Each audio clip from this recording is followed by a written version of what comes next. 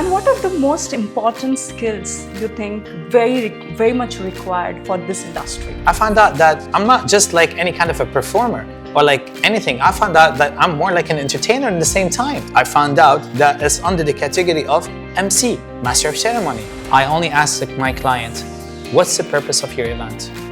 Observing. Observing is the most important part. And this is where my comeback after Corona was as strong as heavy metal. I say yes. Why do I say yes? And why do my agents let me say yes? They trust me. What I discovered within the years is all about listening. Listening skills is very important.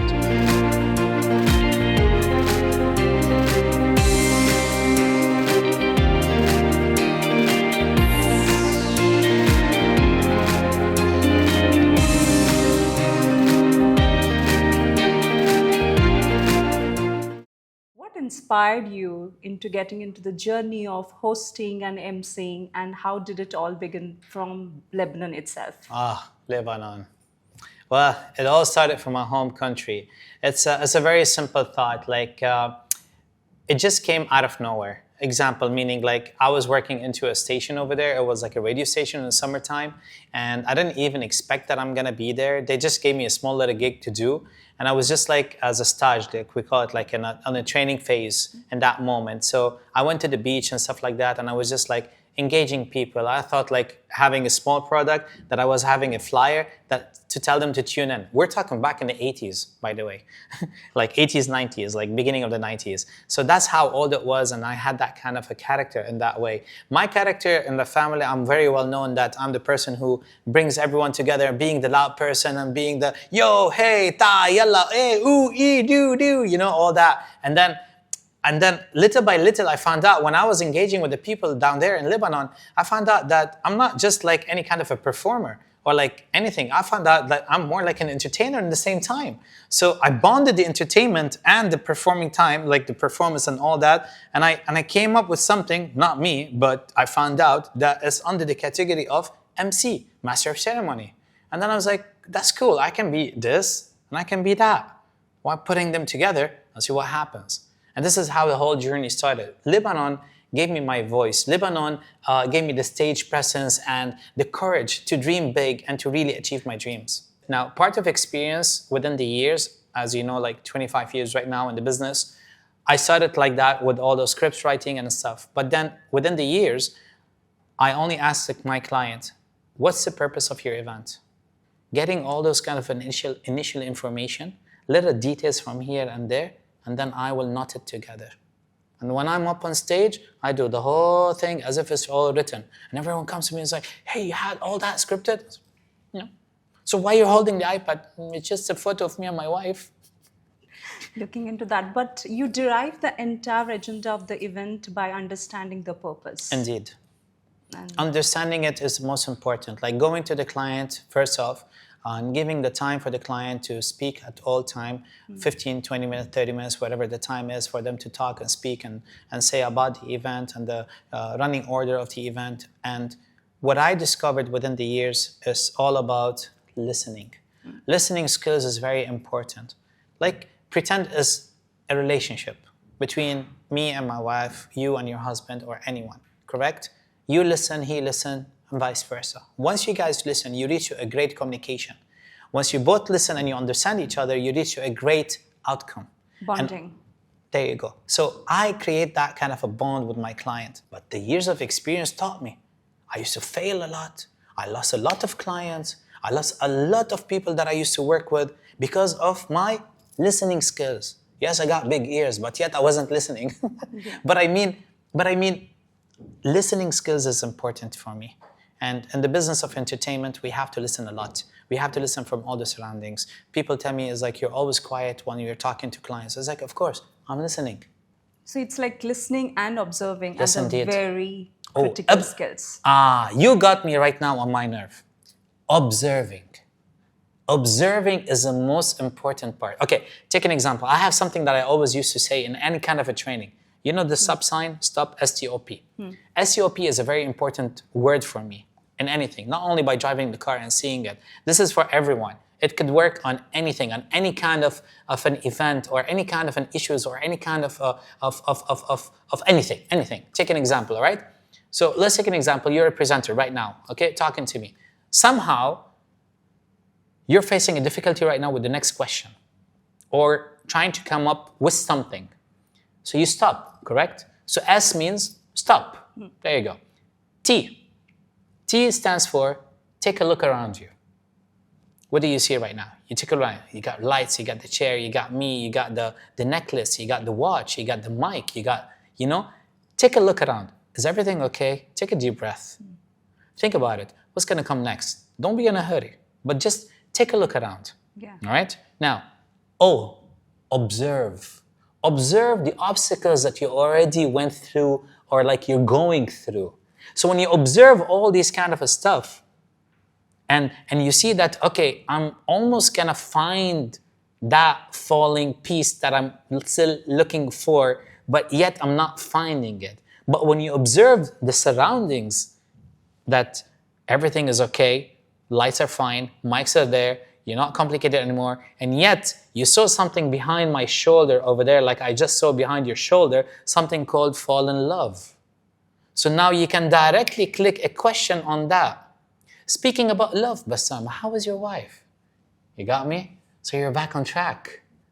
Even though you forgot and you don't want to look and you want to keep that eye communication between you and your host or your guest.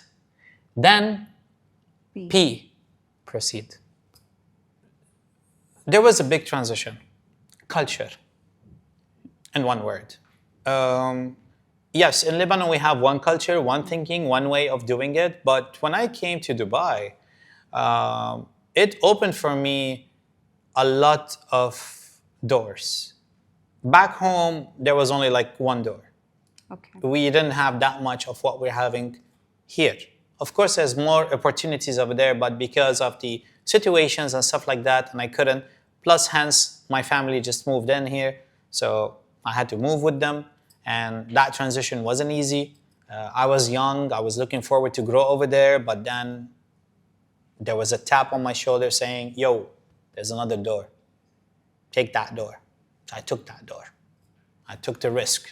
Brilliant. And in UAE itself, the entertainment industry is so competitive and it's so dynamic. How do you yourself keep updated, and you actually have reinvented many of your skills to keep updated and to stay competitively ahead from others? Again, my favorite, communication. All right, this came from my wife. My wife is my power and my source of motivation and going forward. She's into sales, and she's a tough one, a real tough salesperson. I told you behind the scenes that I want to surprise you about what she does. She is a biomedical engineer, regional sales manager. So imagine how strong she is. This is one. Two, past of the 4 years that I'm with her, she always tells me a little bit about the communication between me and my clients. My clients are who? Are the agents. The agents who book me for those events that the clients contact them. 80% of my phone is all agents, events managements. Because I don't go direct to client. Client takes my number. Yes. Okay, listen to that. Client, okay, example. You're an agency, you call me for booking for an event. I say yes, okay, Madhu, let's go. So you tell me, okay, we have an online meeting, let's say with a client. I tell you, okay, we do the online meeting. Now, after the online meeting, the client says, hey, Basam, can we have your number for easier communication in the day of the event? For me, I always say yes, because I need to keep the communication open. I'm not just like, if they need something for me to say and then they're going to send a message to my agent doesn't see the message because he's on a phone or he's outside somewhere, and then I come on stage and say something wrong, it's going to be a chaos. So I say yes. Why do I say yes? And why do my agents let me say yes? They trust me. So I need to keep that relationship with them. So my wife taught me about that trick and I got to learn it more. And this is where my comeback after Corona was as strong as heavy metal. I was falling apart in Corona. I lost my house. I was almost going to lose my car. I lost a lot of stuff. My bank account was on zero. I stayed 1.5 years with no job.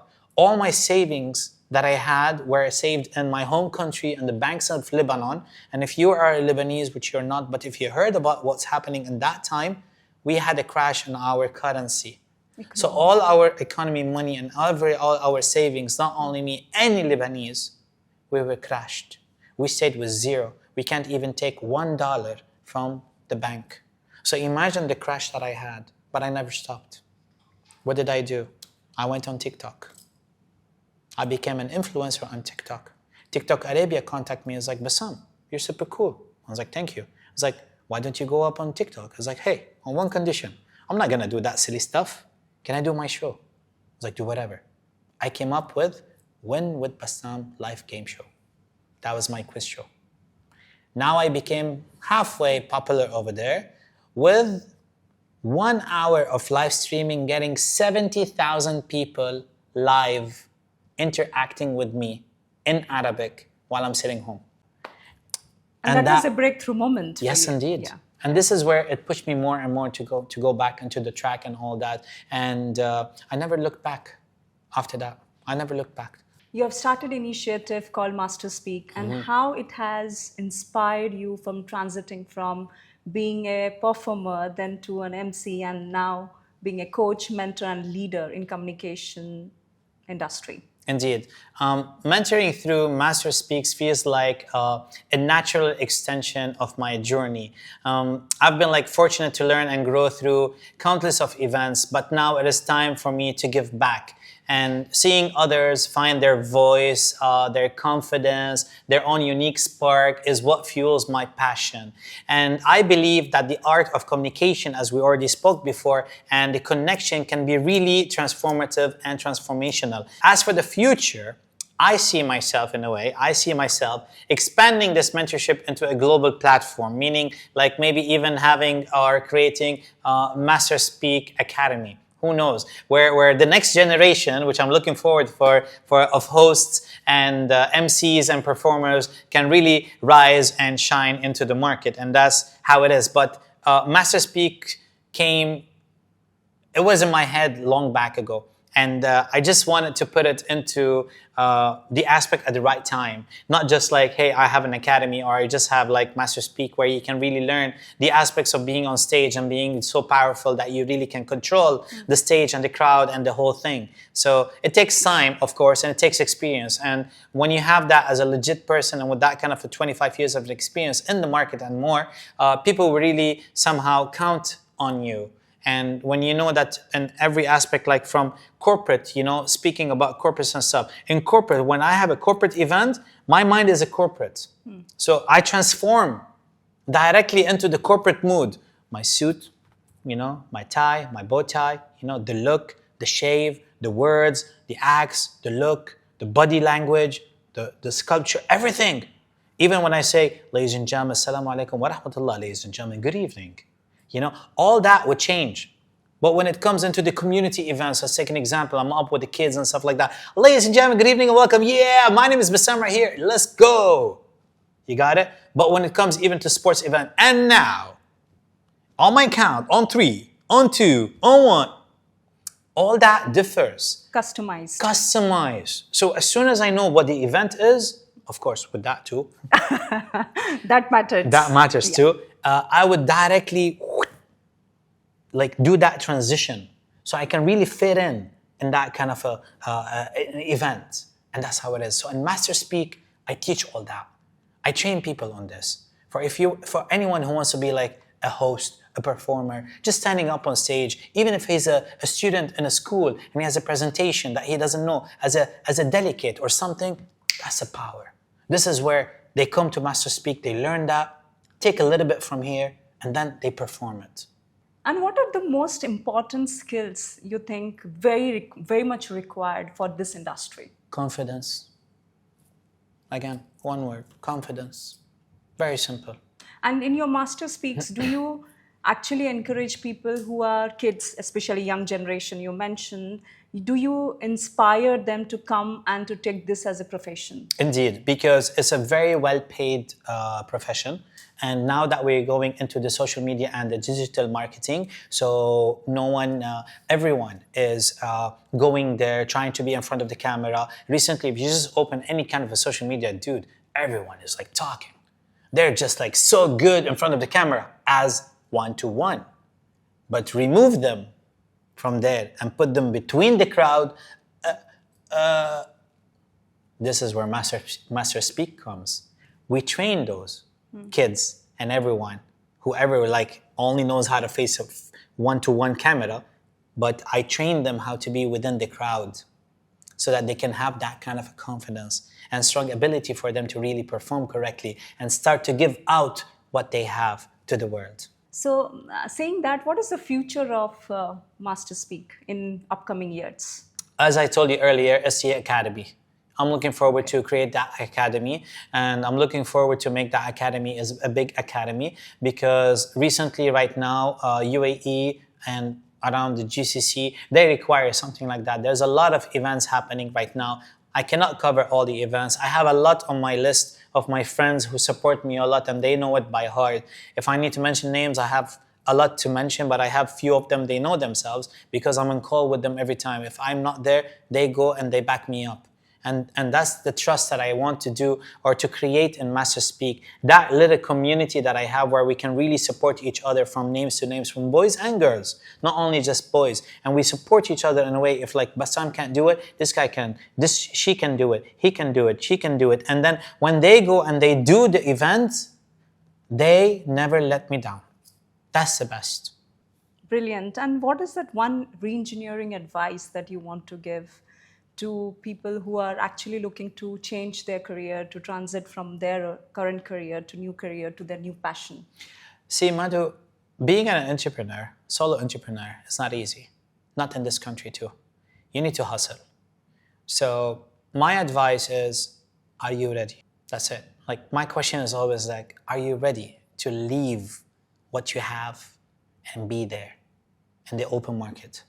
Some will say yes. Yesterday I had that kind of a conversation and I told that person, are you ready to leave and be there? Because if you did, you're gonna let go of a lot of other stuff. And don't forget, we as an entertainers, me as a solo entrepreneur and the events industry, we only work 5 to 6 months in a year. It's a season. What's gonna happen after March? Nothing. April, May, June, July, August, September, we're like sleeping. There's no events. So how strong are you going to be in that industry on those 6 months, and how much money are you going to make, and how much are you willing to charge your client, and how much competitors are there in the market that you're gonna defeat, and one of them is me. Exactly. Right? Yeah. So are you ready to be there? And how to know that when we are ready? What is that one thing or one moment, or what are the checklist or maybe situation what makes sure that, okay, I'm ready or I'm not? There isn't, honestly speaking. Like, I'll be very transparent with you. Till today, I'm always like not ready. Till today, I look at myself and I have an event. Okay, I know. I know that look. I was like, no, Basam, you're ready every time. Yes, you are. I know, but I'm just saying for whoever like listening in a way, like, even me, I'm always terrified for each single event. I'll give you an example.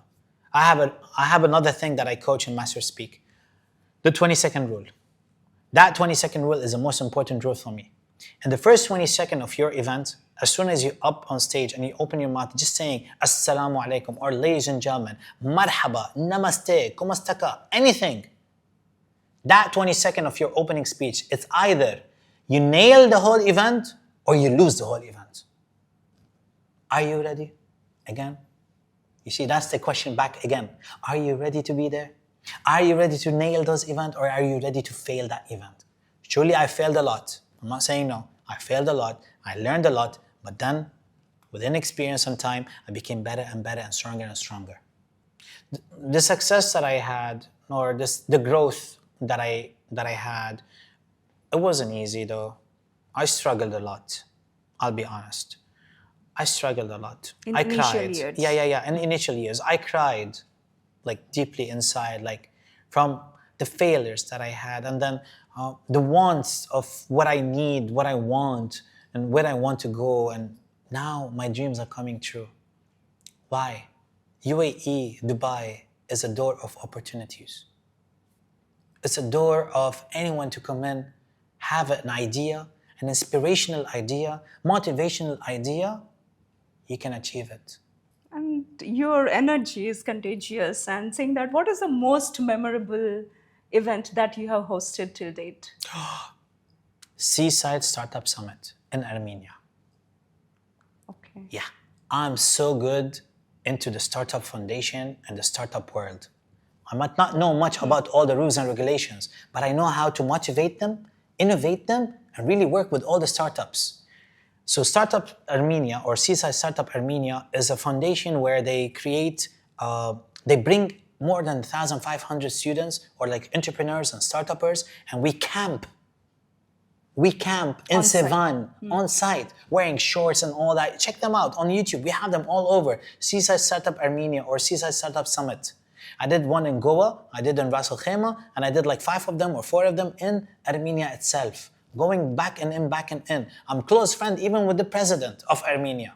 That's how close I am. And however, I came up with something over there where I thought it could really build up the trust between all of us. It's called the trust jump. Okay. Yes, indeed. The trust jump is not just any kind of a jump. I go up on stage, I'm like doing my show, blah, blah, blah, and then I get everyone up and close, and then I turn my back, and then I let somebody jump above me, or me jumping into the crowd and they catch you. It's not just about the fun. It's about building the trust together. This is like my favorite memorable like event. But the second favorite one is when imagine that they opened a section for 1,700 applications to be presenting or being the presenter for the World Cup FIFA in Qatar. 1,700 applications.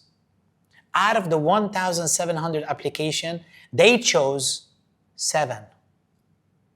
7, basically 8. Okay. 8 applications out of all that. Out of the 8, they wanted only 2 Arab speakers. Out of the 2, I was one of them. Many congratulations for Thank that. you. Yeah. I was like every day with 70 to 80,000 people, striking the strike of like my dreams. I'm hosting FIFA. Come on.